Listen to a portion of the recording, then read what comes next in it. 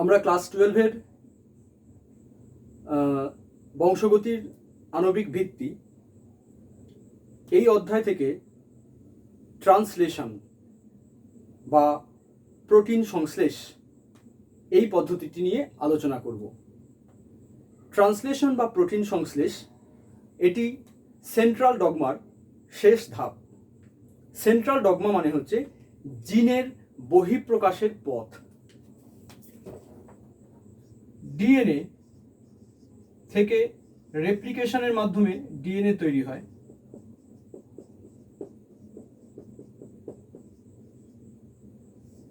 ট্রান্সক্রিপশনের মাধ্যমে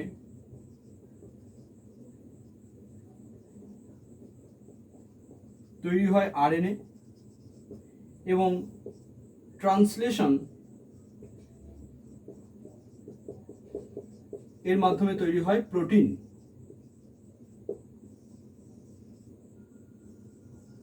reverse transcription হয়, এটাও সত্যি। এই ঘটনা ঘটতে পারে কিনা বা এই ঘটনা ঘটতে পারে কিনা এটা এখনো প্রমাণিত নয়, এরকম কোনো উদাহরণ নেই। সেন্ট্রাল ডগমা অর্থাৎ জিনের বহিঃপ্রকাশের এই যে নকশা, এটি উপস্থাপন করেছিলেন বিজ্ঞানী ফ্রান্সিস ক্রিক।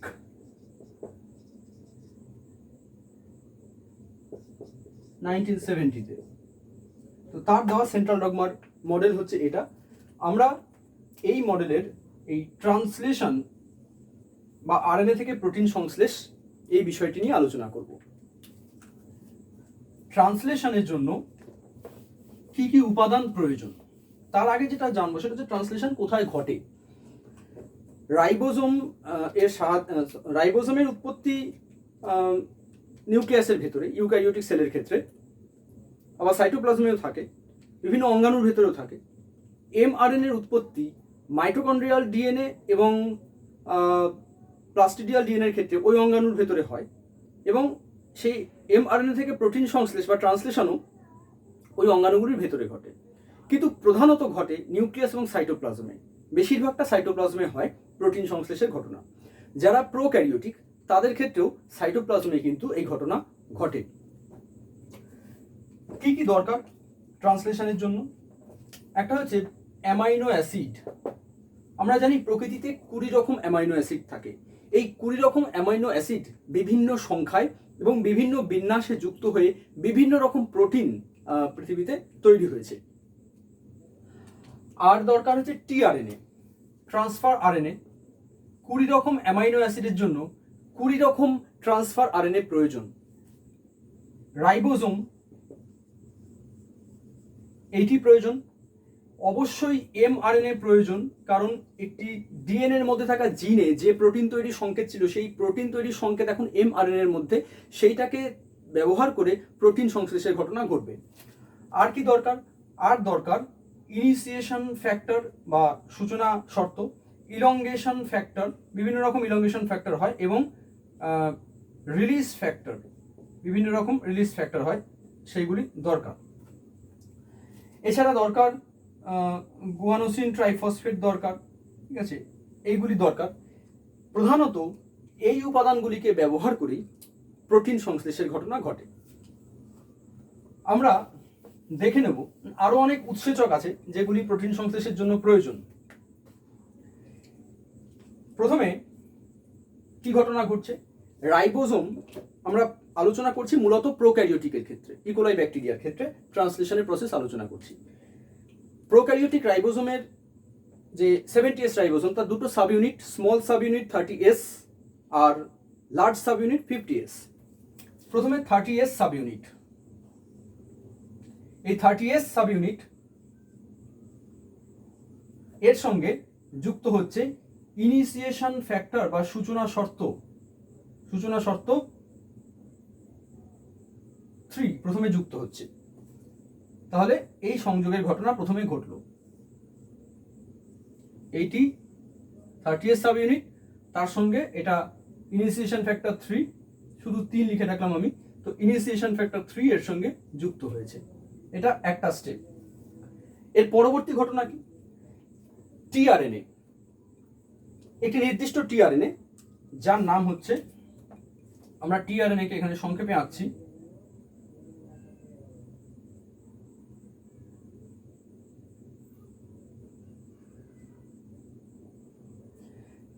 এই টিআরএনএ এর নাম হচ্ছে টিআরএনএ এফ মেট। আচ্ছা, এরকম বলার কারণ হচ্ছে যে এই টিআরএনএ তার এই অ্যান্টিকোডন বাহুতে অ্যান্টিকোডন হিসেবে থাকবে ইউএসি। এর এইটি হচ্ছে 3 প্রাইম প্রান্ত, এইটি 5 প্রাইম প্রান্ত। এর সঙ্গে যুক্ত হবে মিথিওনিন অ্যামাইনো অ্যাসিড, ফরমাইলেটেড মিথিওনিন। এই ফরমাইলেটেড মিথিওনিন যুক্ত হলে তখন এটাকে বলবো আমরা চার্জড টিআরএনএ। তো চার্জড টিআরএনএ মানে এটা যখন ঘটছে একই সময় সাইমালটেনিয়াসলি এটাও ঘটছে। তো সেই চার্জড টিআরএনএ কিরকম হবে আমরা এবার সংক্ষেপে এইভাবে বোঝাচ্ছি, জাস্ট এত কিছু না একে। ইউএসি এর মাথায় যুক্ত হলো এফ মেট।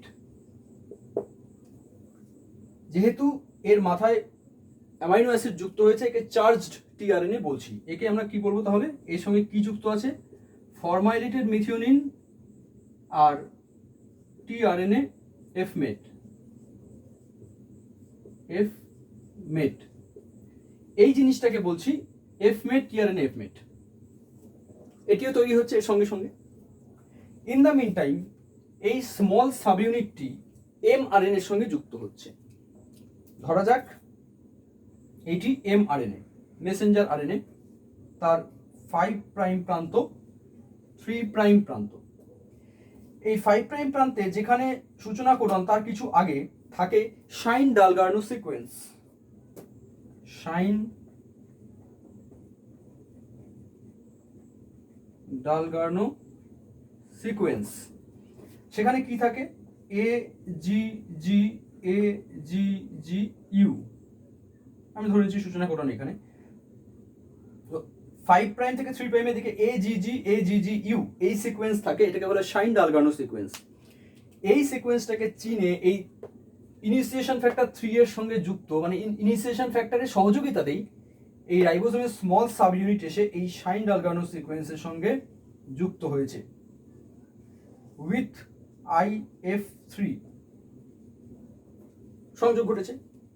আচ্ছা, এরপরে আমরা উপরের অংশগুলো মুছে দিচ্ছি। তাহলে এইটুকু ঘটনা ঘটলো, এরপরে কি ঘটবে? এরপরে টিআরএনএ যেটা চার্জড হয়েছে, টিআরএনএ ইউএসি যার অ্যান্টিকোডন, যার মাথায় ফরমাইলেটেড মিথিওনিন যুক্ত হয়েছে, তার সঙ্গে যুক্ত হচ্ছে এবার একটি উপাদান যার নাম ইনিশিয়েশন ফ্যাক্টর 2। তাহলে ইনিশিয়েশন ফ্যাক্টর 2 এর সঙ্গে যুক্ত হচ্ছে টিআরএনএ, মাথায় ফরমাইলেটেড মিথিওনিন, এর সঙ্গে যুক্ত হয়েছে initiation factor 2। Initiation factor 2 GTP এর সঙ্গে যুক্ত হয়, গুয়ানোসিন ট্রাইফসফেট। এই গুয়ানোসিন ট্রাইফসফেটের ভাঙনের ফলে উদ্ভূত শক্তির সাহায্যে ইনিশিয়েশন ফ্যাক্টর 2 এই টিআরএনএ কে বয়ে নিয়ে এসে, এটা অবশ্য এখন সবে এর সঙ্গে যুক্ত হয়নি, এটা আরো এক ধাপ এগিয়ে যাবে। এই জিটিপির ভাঙনের ফলে এটা খানিকটা এগিয়ে যাবে। এগিয়ে গিয়ে এটা এইখান থেকে শুরু করে এগিয়ে গিয়ে ইতিমধ্যে এইখানে উপস্থিত হয়েছে। এখানে সূচনা কোডন এ ইউ জি আছে, সি সি জি আছে, সি ইউ ইউ আছে, এরকম কোডন পরপর আছে, জি সি জি সি আছে, এরকম কোডন পরপর আছে। তো জিটিপির ভাঙনের ফলে উদ্ভূত শক্তির সাহায্যে ইনিশিয়েশন ফ্যাক্টর 2 এই এফমেট টিআরএনএ এফমেটকে নিয়ে এসে এইউজি এই কোডনের উপর বসাবে। ইউএসসি অ্যান্টিকোডনের সাহায্যে এই কোডনের সঙ্গে বন্ধন তৈরি হবে। এটাকে আমরা বড় করে দেখাই।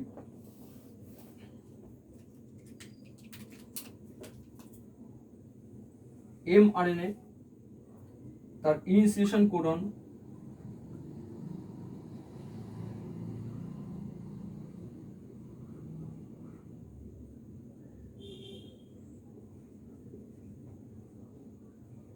এরকম পরপর কোডনগুলি আছে। তো রাইবোজোম এসে এখানে যুক্ত হয়েছে।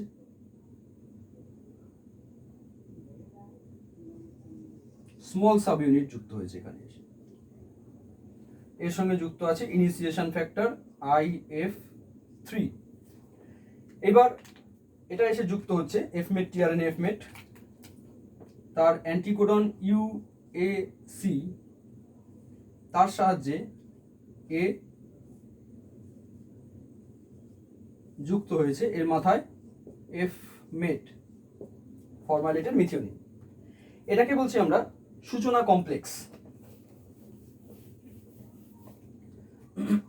সূচনা কমপ্লেক্সের সঙ্গে যুক্ত আছে, এর সঙ্গেও যুক্ত আছে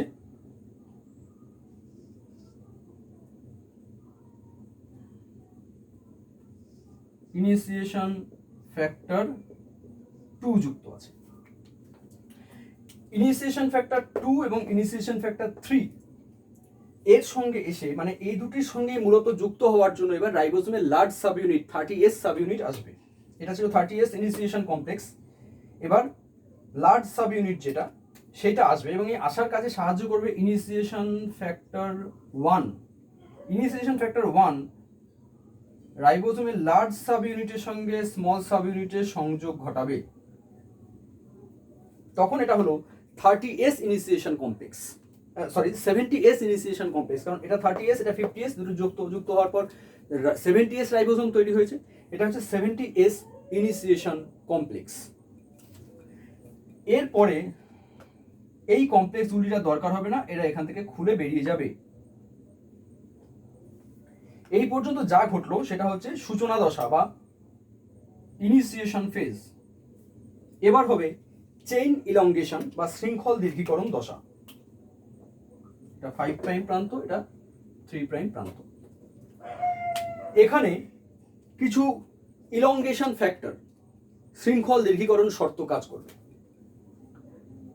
ইলংগেশন ফ্যাক্টর টেম্পারেচার আনস্টেবল, এর সঙ্গে প্রথমে ইলংগেশন ফ্যাক্টর টেম্পারেচার আনস্টেবল যুক্ত ছিল। এখানে প্রথমে গুয়ানোসিন ট্রাইফসফেট এসে যুক্ত হবে। তার ফলে গুয়ানোসিন ট্রাইফসফেট যখন যুক্ত হবে তখন এখান থেকে ইলংগেশন ফ্যাক্টর টেম্পারেচার স্টেবল সরে যাবে, পড়ে থাকবে ইলংগেশন ফ্যাক্টর টেম্পারেচার আনস্টেবল এবং এর সঙ্গে যুক্ত হওয়া গুয়ানোসিন ট্রাইফসফেট বা জিটিপি। এবার জিটিপির ভাঙন ঘটবে, তার ফলে EFTU এর সঙ্গে যুক্ত থাকবে GDP প্লাস PI। এবার নতুন একটি EFTS এসে যুক্ত হবে এবং GDP এখান থেকে নির্গত হবে। In the mean time GDP ভাঙন, জিডিপি ভেঙে জিডিপি আর পিআই হলো, তার ফলে যে শক্তি উৎপন্ন হলো সেই শক্তি এবং ইলংগেশন ফ্যাক্টর টেম্পারেচার আনস্টেবল দুটো একসঙ্গে একটি নতুন টিআরএনএ যা সাইটোপ্লাজমে আছে, যে টিআরএনএর মাথা সঙ্গে অ্যান্টিকোডন হিসেবে GGC আছে এবং এর মাথায় অ্যামাইনো অ্যাসিড হিসেবে প্রোলিন যুক্ত আছে। এইটিকে EFTU এবং জিটিপি থেকে উদ্ভূত শক্তির সাহায্যে এইটা এসে এইখানে রাইবোজোমে বসবে। কোথায় বসবে? দুটি সাব ইউনিট যুক্ত হওয়ার পর রাইবোজোমের 3টি অঞ্চল তৈরি হয়েছিল। এটিকে বলছি পেপটিডাইল সাইট, এটি অ্যামাইনো অ্যাসাইল সাইট এবং এই অংশটি হচ্ছে এক্সিট সাইট। নতুন টিআরএনএটি এসে বসবে এই অ্যামাইনো অ্যাসাইল সাইটে। অ্যামাইনো অ্যাসাইল সাইট যেহেতু অ্যান্টিকোডন সিসিজি কোডনের সঙ্গে এটি বন্ডিং করবে এবং এর মাথায় আছে প্রোলিন অ্যামাইনো অ্যাসিড। এবার আমরা উপরের এই ছবিটি এঁকে দেবো, কিন্তু মনে রাখতে হবে যে প্রত্যেক ধাপে, আচ্ছা বুঝবো না আমরা, থাক, প্রত্যেক ধাপেই এই একটা করে টিআরএনএ যখন এখানে এসে যুক্ত হবে, এই জিটিপির ভাঙনের ফলে উদ্ভূত শক্তির সাহায্যে টিআরএনএ এসে এখানে যুক্ত হবে এবং রাইবোজোম এক ধাপ করে সরে যাবে। এরপরে এই দুটি অ্যামাইনো অ্যাসিডের মধ্যে বন্ডিং হবে এবং এনজাইমেটিক্যালি উৎসেচকের সাহায্যে এই যে আগের টিআরএনএ, যেটি টিআরএনএ এফমেট ছিল, সেটি এখান থেকে বেরিয়ে যাবে এবং এক্সিট সাইড দিয়ে এটা চলে যাবে। জিটিপি উদ্ভূত শক্তির সাহায্যে শুধু যে টিআরএনএ এসে যুক্ত হয়েছে তা নয়, রাইবোজোমের পুরো সাব ইউনিটটি 5 প্রাইম থেকে 3 প্রাইম অভিমুখে এক ধাপ সরে গিয়েছে। তাহলে এক ধাপ সরে গেলে পরবর্তী অবস্থা হচ্ছে এইরকম। তো এইরকম যদি পরবর্তী অবস্থা হয় রাইবোজোমটি সরে যাওয়ার ফলে, তার ফলে আমরা আগের সবটি মুছে দেব এখন। তাহলে এবার আমরা কি দেখতে পাচ্ছি, এবার যে রাইবোজোম আমরা দেখছি সেই রাইবোজোমে আমরা দেখছি এটি পি সাইট, এটি এ সাইট, এটা তো ই সাইট ছিলই। এখন দেখতে পাচ্ছি যে একটি টিআরএনএ পি সাইটে আছে, যার সঙ্গে একটি ডাইপেপটাইড যুক্ত আছে, দুটি অ্যামাইনো অ্যাসিড একসঙ্গে আছে, ডাইপেপটাইড যুক্ত আছে। এখানে আরেকটি টিআরএনএ সিইউ এই কোডন অনুযায়ী নির্দিষ্ট অ্যামাইনো অ্যাসিড গ্লুটামিক অ্যাসিড বয়ে নিয়ে সাইটোপ্লাজম থেকে এখানে আসবে নতুন একটি টিআরএনএ। এই দুটি অ্যামাইনো অ্যাসিডের মধ্যে বন্ধন তৈরি হবে আর পি সাইটে থাকা টিআরএনএ এক্সিট সাইট দিয়ে এখান থেকে বেরিয়ে যাবে। এখন দেখতে পাচ্ছি যে এ সাইটে থাকা টিআরএনএ তার সঙ্গে একটি ট্রাইপেপটাইড আছে। এবার রাইবোজোমটি আরো এক ধাপ সরে যাবে, আরো এক ধাপ সরে গিয়ে এই অবস্থায় আসবে। তারপর একটি নতুন টিআরএনএ আরো ওই একইভাবে আগের পদ্ধতি অনুযায়ী এখানে এসে বসবে, তার মাথায় কোনো একটি অ্যামাইনো অ্যাসিড আছে, আবার একটি বন্ডিং হবে, এই টিআরএনএটি এখান থেকে বেরিয়ে যাবে। এইভাবে চেইন ইলংগেশন বা শৃঙ্খল দীর্ঘীকরণ চলতে থাকবে এবং প্রত্যেক ধাপে নতুন টিআরএনএ যুক্ত হওয়া এবং রাইবোজোমের শিফটিং হওয়া, এর জন্য এই জিটিপি উদ্ভূত শক্তি ব্যবহৃত হবে। এবং জিটিপি উদ্ভূত শক্তি উৎপাদন আর টিআরএনএ কে এখানে পজিশন করা, এখানে বসানো, তার জন্য এই ইএফটিইউ দরকার। এবং ইএফটিইউ আর জিটিপির এই চক্র, তার সঙ্গে ইএফটিএস এটিরও ভূমিকা আছে। এইভাবে এই প্রসেসটি এগোতে থাকবে। এরপর যখন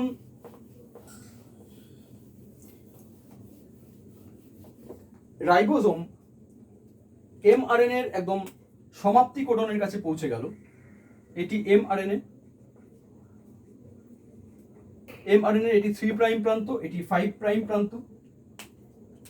রাইবোজোমের অবস্থান এখন এইরকম জায়গায়।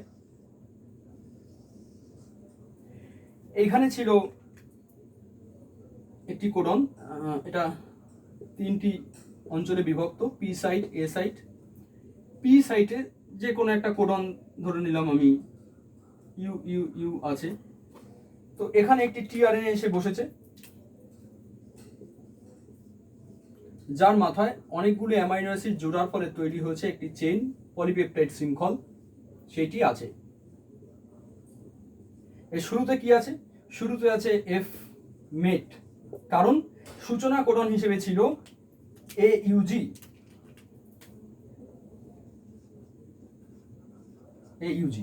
এখানে উল্লেখ করি যে এইউজি কোডন কেবল শুরুতেই থাকবে না, মাঝখানেও থাকতে পারে। মাঝখানে যদি থাকে সেখানে নর্মাল মিথিওনিন থাকবে, ফরমাইলেটেড মিথিওনিন না। কিন্তু সূচনা যদি হয়, সূচনায় এইউজি যেখানে থাকছে, সূচনা কোডন এইউজি, সেখানে কিন্তু ফরমাইলেটেড মিথিওনিন থাকে। আরেকটি কথা উল্লেখ করার এখানে, ব্যাকটেরিয়াদের ক্ষেত্রে মেইনলি এইউজি সূচনা কোডন হলেও ইউক্যারিওটদের ক্ষেত্রে সবসময় সূচনা কোডন এইউজি হয় না। ইউক্যারিওটদের ক্ষেত্রে মাইটোকন্ড্রিয়া এবং প্লাস্টিডের মধ্যে যখন ট্রান্সলেশন হয়, সেখানে এমআরএনএতে এইউজি সূচনা কোডন থাকে, প্রথম অ্যামাইনো অ্যাসিড ফরমাইলেটেড মিথিওনিন হয়। কিন্তু ইউক্যারিওটের নর্মাল যে সাইটোপ্লাজম বা নিউক্লিয়াসের মধ্যে ট্রান্সলেশন হয়, সেখানে এইউজি সূচনা কোডন হিসেবে সব ক্ষেত্রে কাজ করে না, বেশিরভাগ ক্ষেত্রেই করে না। যারা আর্কিয়া, মানে 3 ডোমেইন ক্লাসিফিকেশন অনুযায়ী জানি আমরা যে ব্যাকটেরিয়া, আর্কিয়া, ব্যাকটেরিয়া, ইউক্যারিয়া 3টি ডোমেইন রয়েছে। তো আর্কিয়া যারা, তাদের ক্ষেত্রে এইউজি সূচনা কোডন হিসেবে কাজ করে না।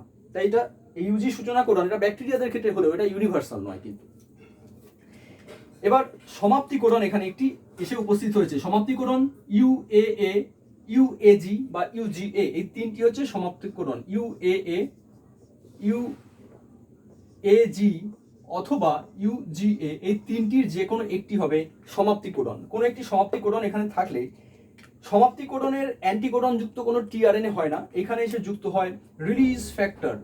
রিলিজ ফ্যাক্টর 1, 2, 3 ইত্যাদি হয়। তো কোনো রিলিজ ফ্যাক্টর এখানে যুক্ত হলো। রিলিজ ফ্যাক্টর একটা এমন প্রতিক্রিয়া তৈরি করে যার ফলে রাইবোজোমের সাব ইউনিট দুটো এখান থেকে আলাদা হয়ে যায়।